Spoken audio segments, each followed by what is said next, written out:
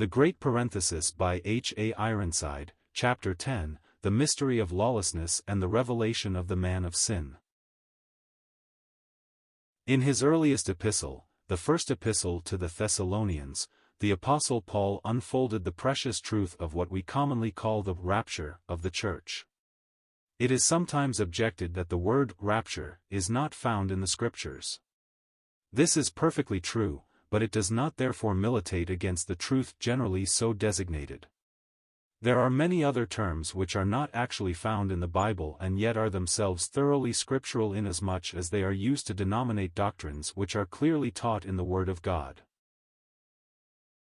We do not find the word Trinity in the Bible, but we do learn that God has revealed himself in three persons, the Father and the Son and the Holy Spirit, and this of course is the Holy Trinity. The word substitution is not found in Scripture, but when the Apostle exclaims, "The Son of God loved me, and gave himself for me," and when Isaiah declares, "He was wounded for our transgressions, he was bruised for our iniquities," both are teaching the great truth of substitution. And so we need not be troubled because we do not find the actual word rapture either in Paul's writings or elsewhere in the New Testament, for to be raptured is to be caught away, and in this first letter to the Thessalonians, as well as in other passages, we learn that the Church of God will be caught away to be with the Lord at his return to the air. This is what we mean when we speak of the rapture. In seeking to comfort some of the troubled Thessalonians who were grieving because they had lost friends in Christ by death, the Apostle told them of a special revelation he had received of the Lord which, as we have already noticed, is identical with that mystery made known later, in the 15th chapter of 1 Corinthians. This is the coming of the Lord for his saints at the close of the present dispensation and prior to the beginning of the period of judgment which is to follow. Some have supposed that the church would go into that time of trial and tribulation, but they forget that it is to be the time of Jacob's trouble, not that of the church's testing. There are also those who, because of present war conditions, insist that we are already in the tribulation and that the church perhaps will be here for at least the first half of it, but will be caught up in the midst of the 70th week, before the intense judgments are poured upon the earth. But they surely forget that the 70th week begins with the signing of a covenant between the head of the 10-kingdom empire yet to arise and someone, evidently the Antichrist, representing the people of Israel. That covenant has not yet been signed. Therefore, we are not in the first half of the week. It will never be signed so long as God is still taking out from among the Gentiles a people to his name. It will not be until he is once more recognized as in covenant relationship with Israel and the apostate part of the people make a covenant with death and hell, as Isaiah calls it, Isaiah 28 verse 18, that the 70th week will begin. This, however, was not clear to those early Thessalonian Christians, and when trial and persecution arose, they became perplexed and forgot the clear, definite teaching of the Apostle concerning the hope of the Lord's return to take his own to be with himself ere the judgments began, and many wondered if they were not already entering the great tribulation with all its terrors. To them it seemed as though nothing could be worse than what they were already enduring, and the teaching was promulgated by some among them that the actual day of the Lord was upon them, that great and dreadful day when he will deal in judgment with the nations of the world and his wrath will be poured out upon those who have rejected his gospel. It is even possible, nay, actually probable, as one gathers from 2 Thessalonians 2, verse 3, that someone had forged a letter, pretending it came from the Apostle Paul, declaring this very thing, and so bewildered saints were in confusion of mind and had lost sight of the blessed hope which had meant so much to them in the days of their first love. To correct all this, Paul wrote his second letter. In the first chapter of that letter he speaks of the coming of the Lord with all his saints when he appears in judgment. Surely no one who compares this passage with 1 Thessalonians 4 verses 13 to 18 could ever dream of confounding them. In 2 Thessalonians 1 verses 7 to 10 we read, "And to you who are troubled rest with us, when the Lord Jesus shall be revealed from heaven with his mighty angels, in flaming fire taking vengeance on them that know not God, and that obey not the gospel of our Lord Jesus Christ, who shall be punished with everlasting destruction from the presence of the Lord, and from the glory of his power, when he shall come to be glorified in his saints, and to be admired in all them that believe, because our testimony among you was believed, in that day. What a scene is this! And how different from the peace and blessedness of the picture given of the descending Christ calling his own to himself, as we have it in the first epistle. There is no flaming fire, no taking vengeance upon the ungodly, but we see the bridegroom coming for his bride, the head of the church calling all his members to be with himself before the judgments fall upon the earth. In the second chapter of this second epistle, Paul comes directly to the point. Notice verses 1 and 2. Now we beseech you, brethren, by the coming of our Lord Jesus Christ, and by our gathering together unto him, that ye be not soon shaken in mind, or be troubled, neither by spirit, nor by word, nor by letter as from us, as that the day of Christ is at hand. 2 Thessalonians 2 verses 1-2. He bases everything that he is about to say upon the truth he has already declared concerning the coming of our Lord Jesus Christ and our gathering together unto him. It is as though he were saying to these believers, I beg of you, brethren, in view of what I have already made known to you concerning the precious truth of that which is to be the consummation of all our hopes, the coming of our Lord Jesus to the air, when the dead will be raised and the living changed, and we shall all be gathered together unto him, that you do not allow yourselves to be misled or to be troubled in mind as though the present difficulties you are passing through and the persecutions you are called upon to endure indicate that the actual day of the Lord is almost upon you. Notice that whereas in the Authorized Version we read in verse 2, the day of Christ, it is in every critical translation rendered, the day of the Lord. This was what they feared. The day of Christ always refers to the time when the saints will be gathered around the Lord Jesus Christ in the air and we will stand before his judgment seat. That will be the day of manifestation for believers only referred to so frequently in the epistles, but the day of the Lord is the time when he will be manifested in judgment. It includes the pouring out of his wrath during the Great Tribulation and the entire kingdom age that will follow. If someone professed to have a revelation by the Spirit or another declared that he had found in the Word, that is, the Word of God, that the church was to go through the Great Tribulation, or if someone else presented a forged letter as though it came from Paul himself, he would not have the saints believe it. The coming of the Lord Jesus Christ and our gathering together unto him must occur first. The Great Tribulation cannot begin until the man of sin has been manifested, but that will never be so long as the Holy Spirit is here in the earth working in and through the church. This comes out clearly in the verses that follow. He says, Let no man deceive you by any means, for that day shall not come, except there come a falling away first, and that man of sin be revealed, the son of perdition, who opposeth and exalteth himself above all that is called God, or that is worshipped, so that he as God sitteth in the temple of God, shewing himself that he is God. Remember ye not, that, when I was yet with you, I told you these things? 2 Thessalonians 2 verses 3-5. The expression, a falling away, might better be rendered, the apostasy. It refers not to such fallings away from the truth as have taken place again and again throughout the Christian dispensation, but the complete repudiation of Christianity in everything that is of God, when Babylon the Great, the false religious system of the last days, will hold sway over all Christendom, and the man of sin, the embodiment of all impiety, Satan's pretended Christ, will be manifested.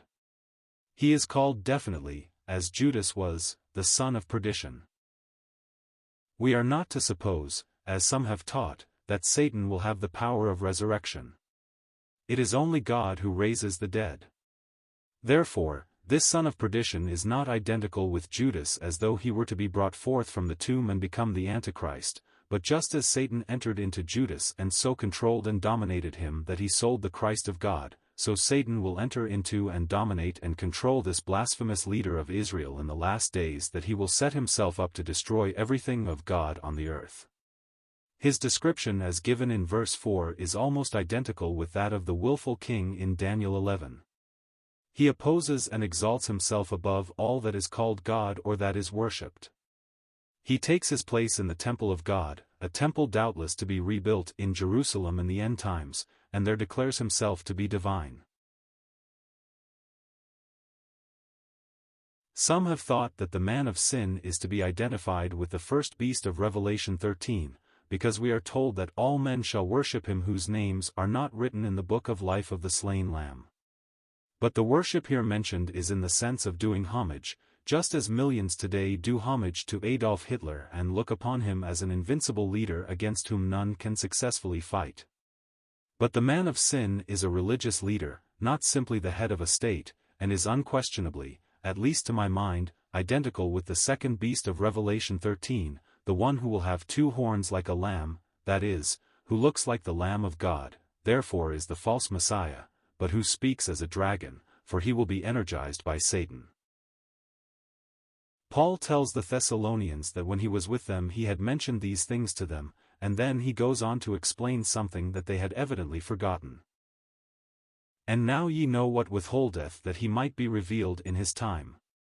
For the mystery of iniquity doth already work, only he who now letteth will let, until he be taken out of the way.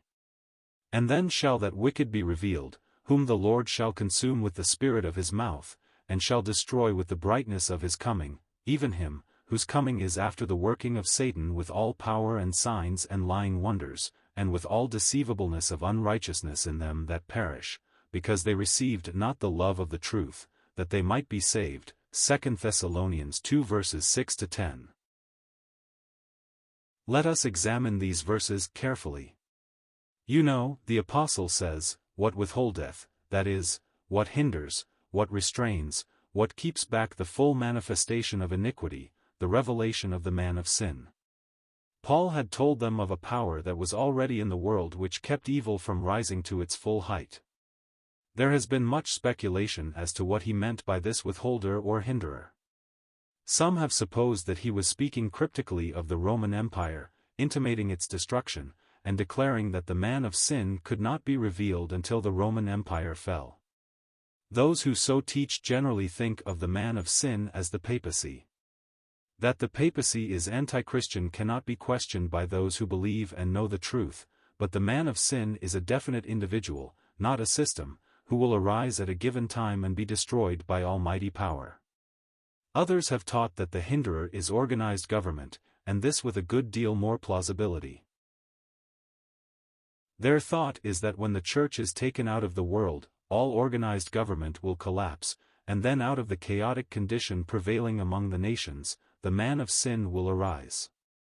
But we need to remember that the apostle was inviting not only for the Thessalonians in his day but for all believers to the end of the dispensation, and when he says, "Ye know what hindereth that he might be revealed in his time," he is speaking to all Christians. Let me put the question directly to my reader. Do you know what hinders or restrains the full manifestation of iniquity?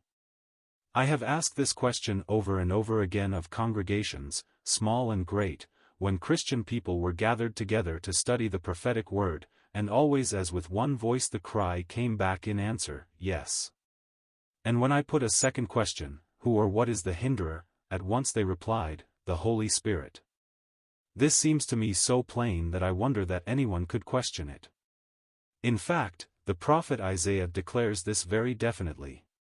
In chapter 59, verse 19, he says, "When the enemy shall come in like a flood, the Spirit of the Lord shall lift up a standard against him," or, as others have translated it, "the Spirit of the Lord shall resist him."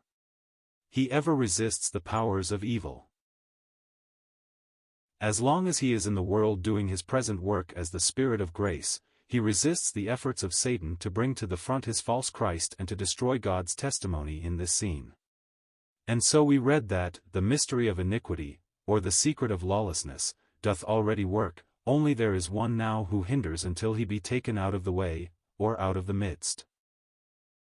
The Lord Jesus said to his disciples, "When the Comforter is come, the Spirit of truth, he will abide with you forever." He, then, is here in the world working in and through the church. As long, therefore, as the church is in this scene, the hinderer is here, holding back the evil, but Satan is working in a hidden way, duping men and women with false teachings and doing all he can to dishonor the name of the Lord Jesus Christ and to prepare them to receive the false Christ when he shall appear.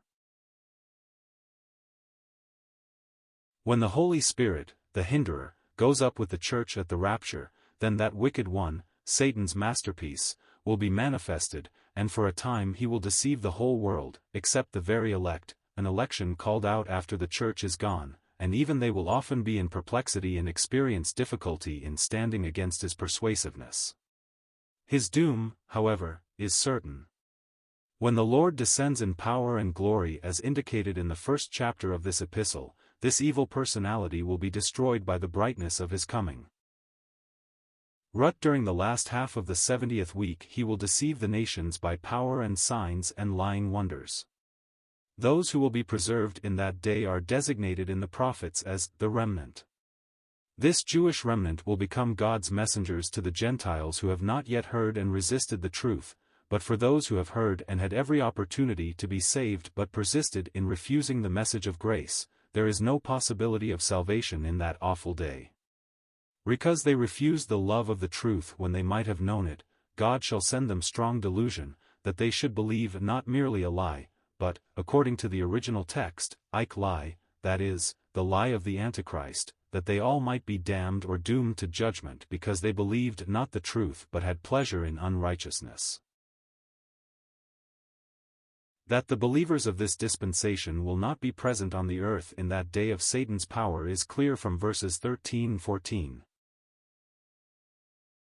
But we are bound to give thanks alway to God for you, brethren beloved of the Lord, because God hath from the beginning chosen you to salvation through sanctification of the Spirit and belief of the truth, whereunto he called you by our gospel, to the obtaining of the glory of our Lord Jesus Christ. 2 Thessalonians 2 verses 13 to 14. Caught away to be with the Lord before the judgments fall, the believers will be with Christ in the Father's house during the time of trouble here upon the earth.